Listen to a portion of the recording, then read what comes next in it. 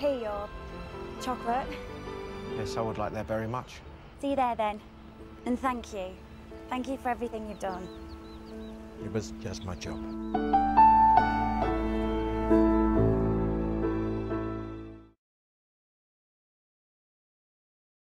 C'était peut-être une question de confiance, mais c'était franchement parce que j'avais, dans ce cas-là, effectivement, c'était mon idée et j'avais travaillé beaucoup sur le scénario, mais c'était pas moi qui avais écrit le scénario.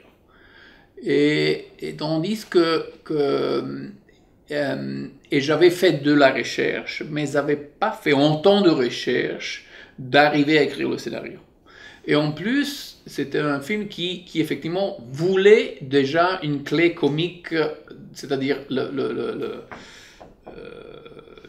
direction du film devait être, le ton du film devait avoir une comédie constante parce que effectivement le sujet était très triste, très pénible, si on peut dire ça. Et alors je savais que je ne pouvais pas, j'arrivais pas à écrire avec ça. Et en plus, c'était dans une région géographique anglaise qui, moi, je ne connaissais pas du tout.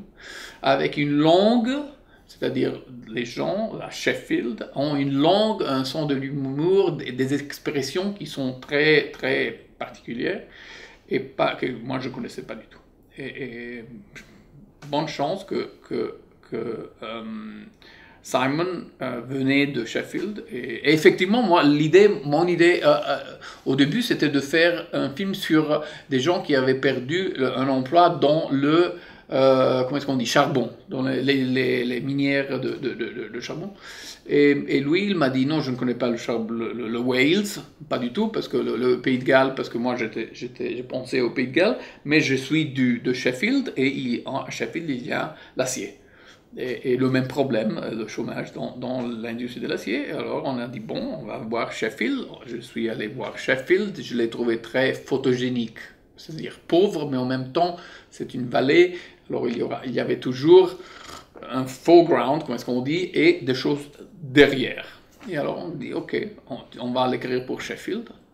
Et puis, quand j'étais content avec le scénario, j'ai commencé à chercher un réalisateur anglais, et il a réalisé le film. Tandis qu'avec Machan, qui était mon premier film pas comme réalisateur, que j'ai réalisé, deux choses différentes, et avec Still Life maintenant, j'ai commencé à faire de la recherche, et la recherche est devenue écriture du scénario. Et au moment que j'ai écrit le scénario, j'étais tellement proche, pas simplement au scénario, mais à l'histoire, à la sensibilité du scénario bien sûr, et au sujet du scénario même, que je n'avais pas vraiment envie de céder cet enfant à quelqu'un d'autre, à un autre parent, c'est-à-dire. Je suis sûr qu'il y avait des réalisateurs avec bien plus de talent, bien plus de métier, mais pour la même raison que je suis un parent pas génial, mais je n'ai pas cédé l'éducation, l'élevage de mes enfants à un autre parent. Pour la même raison, j'ai décidé de continuer l'éducation de cet enfant. Et alors de faire la réalisation, et puis de faire le montage, et puis de suivre la musique, et puis de terminer le film.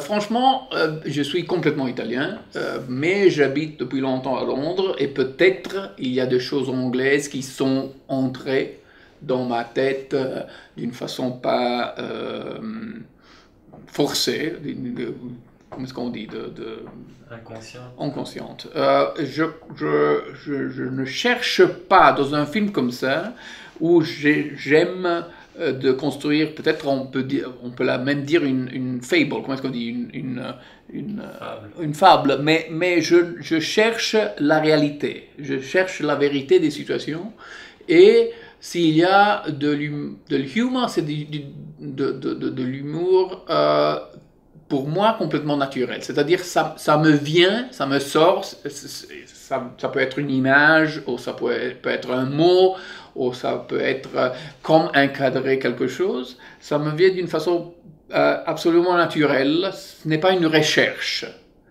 Ah, on doit faire quelque chose de drôle ici parce que la scène est triste, alors on doit soulever quelque chose. Non, ce n'est pas une recherche, ça vient. Si ça vient, alors je l'écris et ça reste là. Et ça peut être un vieux poisson, ça peut être, je ne sais pas quoi, une façon de préparer une assiette, quelque chose comme ça. Ça peut être la façon de parler d'un mec qui s'occupe comment est-ce qu'on dit, de la morgue. Ça peut être, mais ça doit sortir. C'est très important pour moi dans un film comme Still Life de rester dans un monde qui est vrai, où le public doit croire à absolument tout ce qu'il voit ou il écoute. C'est il entend. Et c'est très très important parce que le moment où il ne croit pas à la situation, il pense la situation imaginaire, alors le sujet du film devient imaginaire et le tentative de demander au public de penser au sujet du film, à la problématique du film, à l'histoire du film, devient fausse, devient fallimentare, comme est-ce qu'on dit. Ça ne va pas marcher.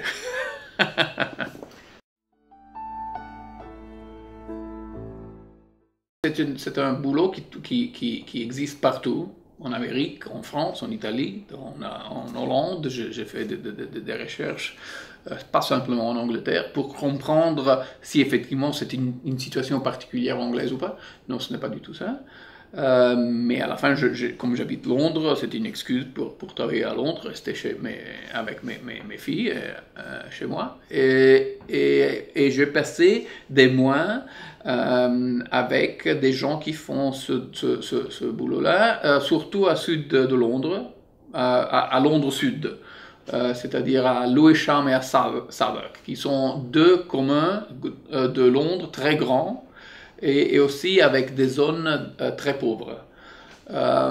Et alors j'étais là à plusieurs funérailles, on dit ça, funérailles, à plusieurs enterrements, à plusieurs crémations, et en même temps à plusieurs visites aux maisons des gens qui étaient décédés seuls, et à voir comme la vie d'une personne peut rester dans 2, 3, 4 choses qu'ils laissent après leur disparition, et qui peut-être peut indiquer quelque chose de spécifique de leur vie.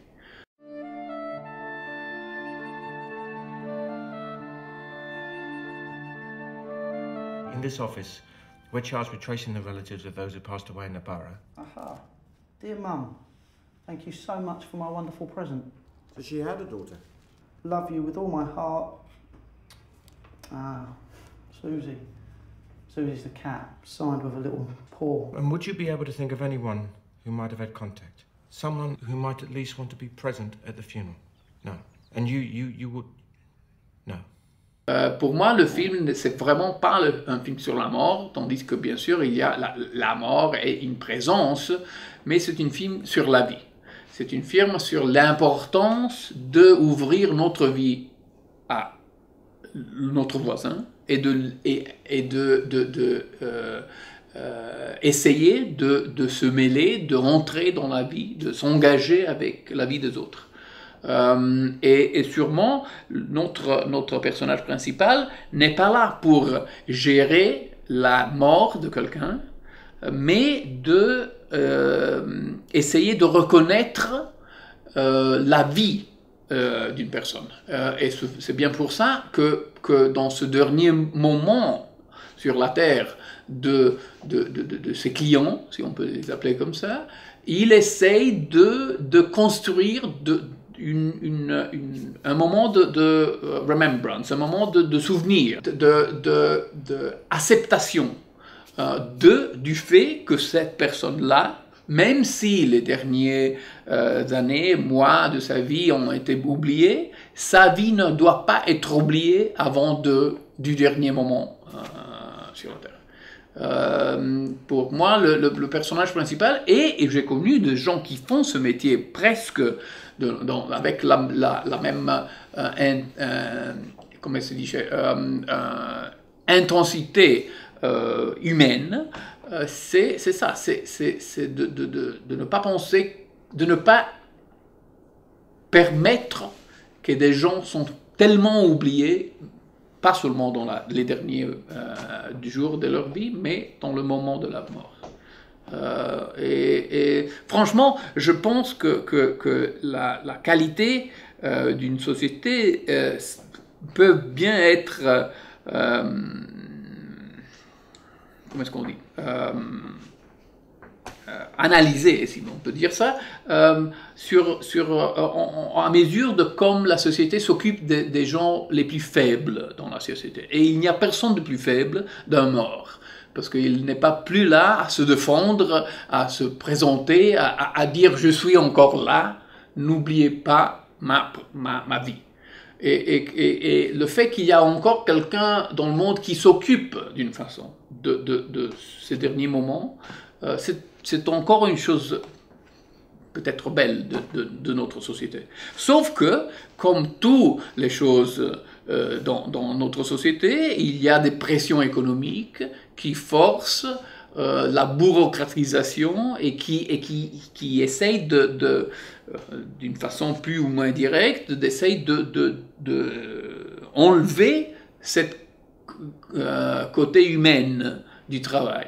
Des gens qui font ce travail-là, comme des gens qui font quoi que ce soit comme travail, soit une infirmière dans un hôpital, soit le docteur, soit le pompier, soit tout le monde qui a un boulot